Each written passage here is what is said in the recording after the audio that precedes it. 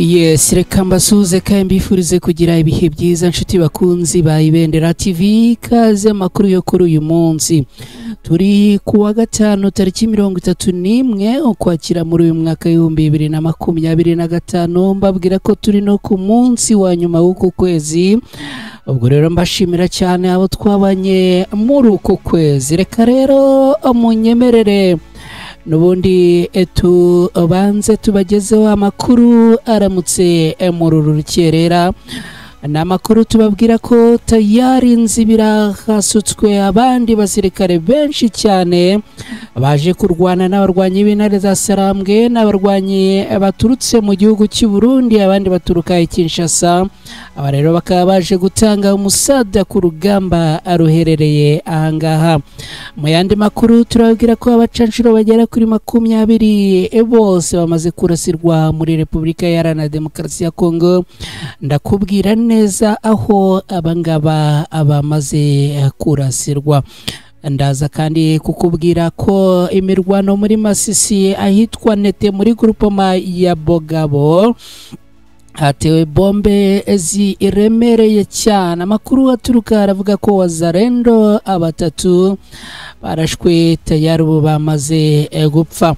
Muri aya makuru kandi turaza kunyarukira nanone nzibira turebere hamwe imirwano y'ikaze hagati ya M23 na FARDC, n'imirwano iramukiye ahitwa Kanyabusoro na Kihuri. Uraza gusobanukirwa neza uko ibintu byifashe. Muri aya makuru kandi aza kukujyana mu mujyi wa Uvira kugeza ubu ingabo z'u Burundi zifatanyije na FARDC bongeye kugaba ibitero ku barwanyi b'intare za Sarambwe muri Ruvungi na Kigwena. Turarebera hamwe uko ibintu byifashe kugeza ubu ngubu tuvugana. Turaza no kunyarukira Masisi. Aha muri Masisi ibintu byazambye, ibintu byongeye gukomera, dore ko mu rukerera rwo kuri uyu munsi Wazalendo bongeye kugaba ibitero ku barwanyi b'intare za Sarambwe mu misozi ya Mweso na Katare.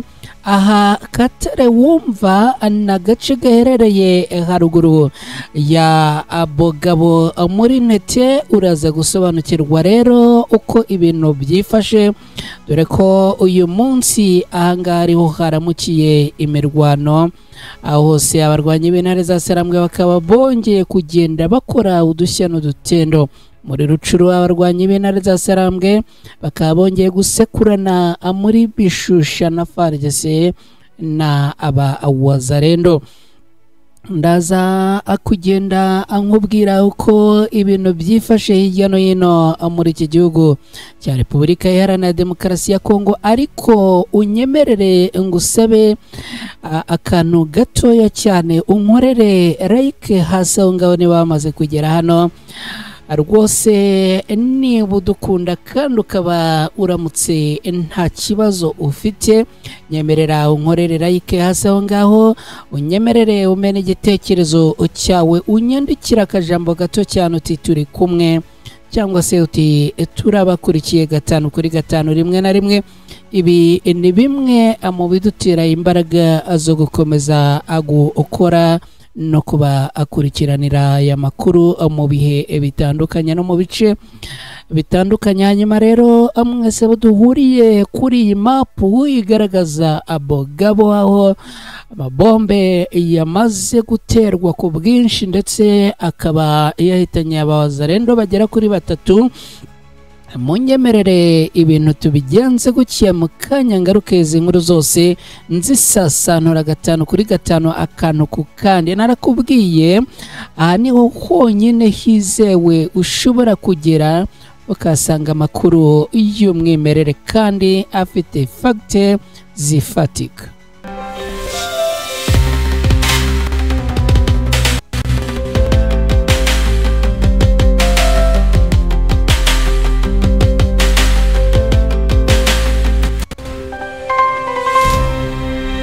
Fagite zifatika ni ibimenyetso bifatika. Hari uwaruhise nyandikira mu gikara arambwira ati aho ngaho rwose utuvangiyemo n'uruzungu none biraducanze. Hanyuma rero reka twanzike n'aya makuru nkomeza kubashimira abantu mugenda mutugaragariza ko muri kumwe natwe, yaba bitugaragariza munyuze hasi aho ngaho ndetse n'abanyura mu gikari, ubwo birumvikana abaherereye mu turere twose tugize igihugu cy'u Rwanda abasuhuje cyane, abaherereye muri Repubulika Iharanira Demokarasi ya Kongo, abari mu Burundi, abari Uganda, abari Kenya, abari Tanzania kugeza ubu bitanoroshye cyane rwose, bari mu matora, ariko amatora ntabwo byoroshye, imyigaragambyo irakomeye. Hanyuma bari Zambia, Sudani, Mozambique na Malawi, namwe ikaze. Abaherereye Norvege na Canada, Ububiligi, Ubuholandi, Ubwongereza, Ubufaransa, Australia, Leta Zunze Ubumwe za Amerika, mwaramutse gute?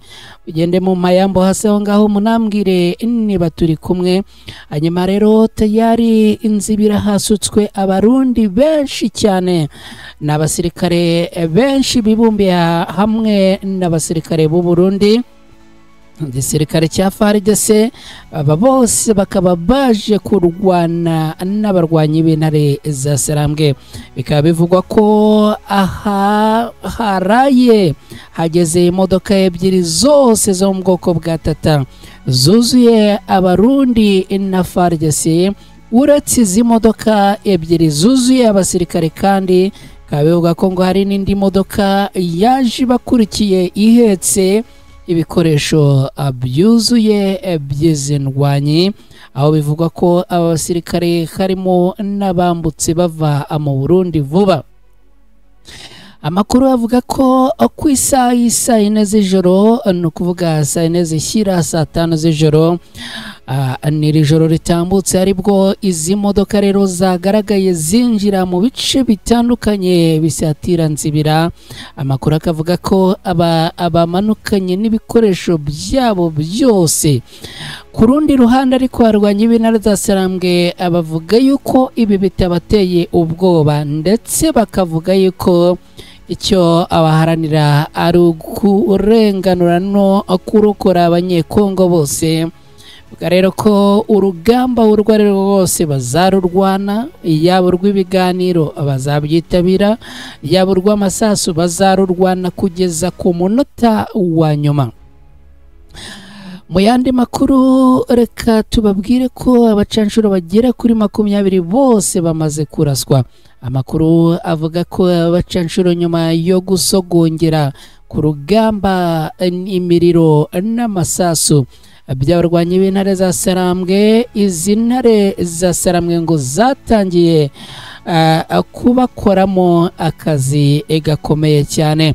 Amakuru akavuga ko bamwe barasiwe muri Uvira mu misozi itandukanye, aho bagiye bashoza intambara ku birindiro by'abarwanyi b'intare za Sarambwe biherereye muri Runingo, Sange na za Kiriba, nkuko twagiye tubigarukaho makuru atandukanye yagiye atambuka. Amakuru akavuga ko abandi 7 bamaze kurasirwa muri Nzibira, hanyuma abandi bakaba bararasiwe Kisangani. Gusa icyo wamenya nuko ubwo Kisekedi yahuraga na bosi w'aba bacanshuro iri New York muri Leta Zunze Ubumwe za Amerika, ngo kimwe mu bibazo uyu mubosi w'abacanshuro yabajije Kisekedi ngo nukubera iki ngo abacanshuro bakomeje gupfa umusubirizo umunsi ku munsi. Gusa ngo ibi biri kugirwa ibanga rikomeye cyane, nubwo twe tuba twinjiye ndani za ndani tukabazanira amakuru y'imbere cyane. Imirwano muri Masisi, Intete, muri grupoma ya Bogabo hatewe bombe zikomeye cyane, abawazarendo bagera kuri 3 barasiwe ahangaha. Wazarendo rero abirukanwe mu birindiro byabo, ababirukanwe mu birindiro byabo bari amaze gushinga ahangaha. Amakuru avuga yuko aka gace ka Ntete ubundi kari karigaruriwe n'abarwanyi b'intare za Sarambwe, ariko ubwo bigaruriraga aka gace ngo byaje kugaragara ko Wazarendo nyinshi zagiye zitsimba, izindi rero ngo zikagerageza gucengera aha muri ibi bice. uyu munsi rero hakaba habayeho umukwabo wabaye ku munsi w'ejo. Abarwanyi b'intare za Sarambwe batangije umukwabo wo guhiga izi wazarendo ziherereye muri aka agace ka Bogabo. Aka gace ka Bogabo gaherereye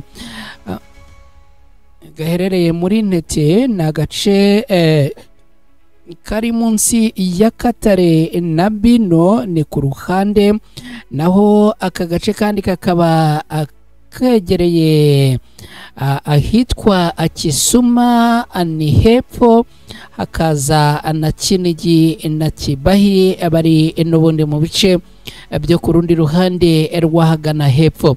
Aha rero ku munsi w'ejo habereye imirwano, navuga yuko ari imperuka, aho abarwanyi b'intare za Sarambwe baje muri iyi mikwabo bagakoresha amabombe aremereye cyane.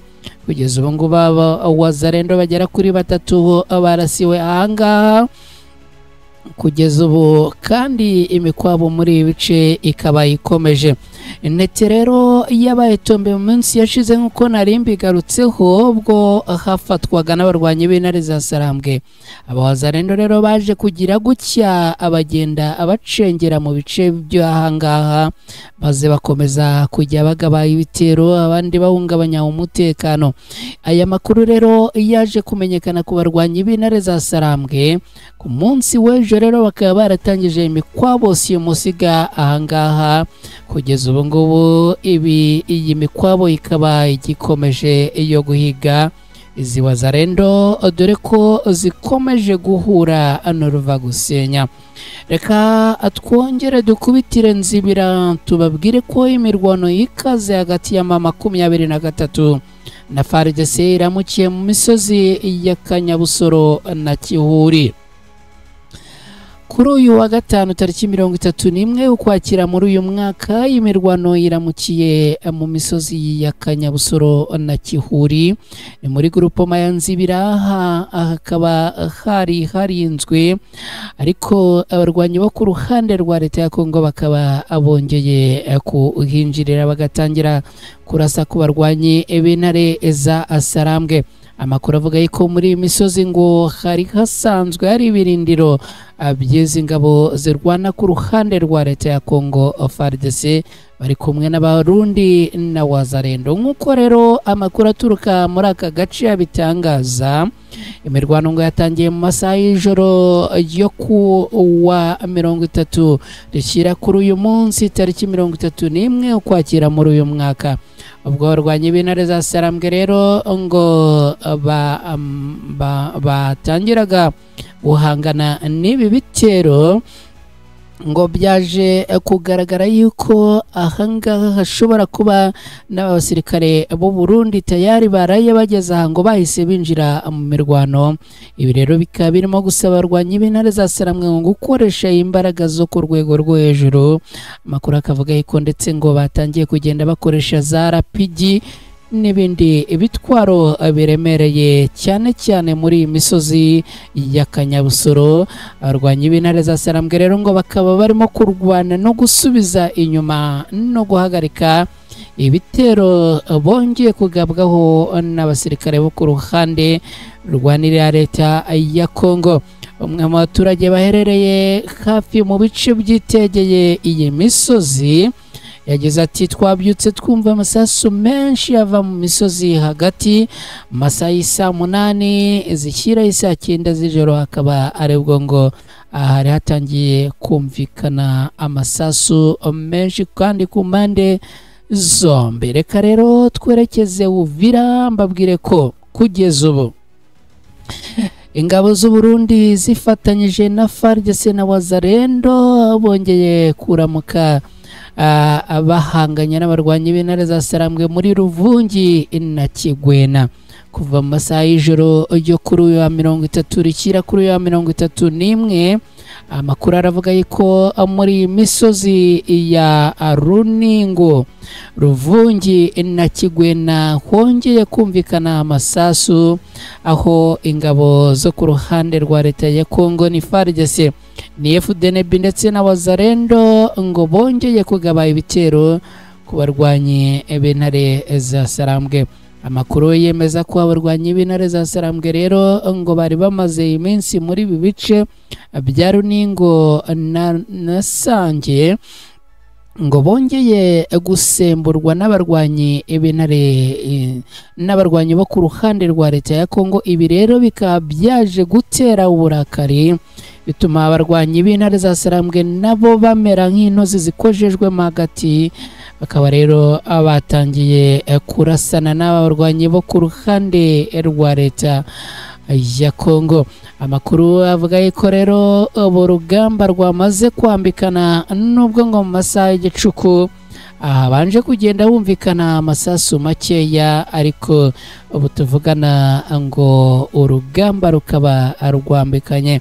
Reka tunerekeze muri Masisi, ndimo gukubita mbangura kugira ngo abajya mu kazi mutancika mutamenye aho urugamba ruramukiye muri iki gitondo. Muri Masisi rero FARDC bari kumwe na Wazalendo ababyutse barasa ku barwanyi b'intare za Sarambwe mu misozi ya Mweso na Katare. Ahangaha ni hamwe nababwiraga mu kanya tugaruka ku nkuru ijyanye na bombe zamaze guterwa ndetse n'imikwabo yatangijwe muri Ntete. Kuri uyu wa gatanu mu gitondo cya kare imirwano yongeye guca ibintu hagati y'ingabo za FARDC n'abarwanyi b'intare za Sarambwe muri imisozi ya Mweso na Katare n'ahitwa Mbuhi. Abatangabuhamya abaherereye baravuga ko ibitero byatangiye hagana ku isaha 10 zo muri iki gitondo, akaba ngo hari ibitero byatangijwe n'abarwanyi bo ku ruhande rwa leta ya Kongo, bakongera kugaba ibitero ku barwanyi b'intare za Sarambwe. Muri ibi bice ndagira ngo nkwibutse ko abarwanyi b'intare za Sarambwe bamaze iminsi barafashe, ariko kuhigarurira bikaba ari nk'akantu kajyagyata kuba arwanya bo ku ruhande rwa leta ya Kongo. Nabyo bituma bakomeje kugenda bakomeza kugaba ibitero bya sumbuwa sana, bigamije ngo kureba ko bakongera bakigarurira ibi bice bambuwe n'abarwanyi b'intare za Sarambwe. Amakuru aturuka mu nzego zibanze aha muri ibi bice aravuga ko imirwano yamaze kugera ku gipimo cyo hejuru, nubwo ngo yatangiye humvikana amasasu make, ariko ubu ngo hatangiye no kumvikana amasasu y'intwaro ziremereye. Aho rero bivugwa ko abarwanyi b'intare za Sarambwe bashobora kuba batangiye gukumira ikibi, ariko banagiha isomo rihambaye. Reka twerekeze muri teritwari ya Rucuru, stili turacyari muri Kivu y'Amajyaruguru. Abarwanyi b'intare za Sarambwe bongeye guhangana n'abarwanyi bo ku ruhande rwa leta ya Kongo ahitwa Abishusha. Ahangaha ni muri teritwari ya Rucuru mu gitondo cyo kuri uyu munsi mu gace ka Bishusha muri teritwari ya Rucuru. Imirwano ikomeye iyongeye kuramuka. Wazalendo bari kumwe na FARDC bongeye kurasa ku barwanyi b'intare za Sarambwe, akaba ari imirwano bivuga ko yabaye cyangwa se ari amasasu bivuga ko yatangiye kumvikana agana ku isaha 6 z'ijoro ryo ku munsi w'ejo rishyira kuri uyu munsi. Abarwanyi b'intare za Sarambwe ngo bongeye guhanganira n'abarwanyi bo ku ruhande rwa leta ya Kongo abaturutse muri Tongo. Akaba rero aha ngo ariho ibintu byahereye. Hanyuma kandi amakuru akavuga yuko mu misozi ya Kibututu naho ngo amasasu yatangiye kumvikana. Amakuru rero akavuga ko kugeza ubu n'ubundi ngo abasirikare bo ku ruhande rwa leta ya Kongo bagera kuri 6 ngo bamaze kuhakomerekera. Aho rero ngo imodoka z'ubutabazi zirimo na za ambulance zirimo kugaragara ngo zirukanka cyane zicanye n'amatara y'intabaza. Aho rero bivuga yuko ngo kugeza ubu iyi mirwano yaramukiye ahangaha ikomeje gufata intera n'urwego rwo hejuru. Nshuti bakunzi ba Ibendera TV, ni munyemerere mbashimire cyane, by'umwihariko we wakoze subscribe hano ku Ibendera TV, by'umwihariko wowe ujya ugira gutya ugafata link y'amakuru tubategurira tukanabagezaho ukayisangiza inshuti n'abavandimwe bawe, ndabashimira cyane. Ndaza yenda kugira umwanya wo kubashimira makuru yandi yo ku mugoroba hano ku Ibendera TV, ariko mwese mugiye mu kazi mugire akazi keza, abagiye muri gahunda zitandukanye namwe mugire gahunda nziza, ubundi Imana ibarinde.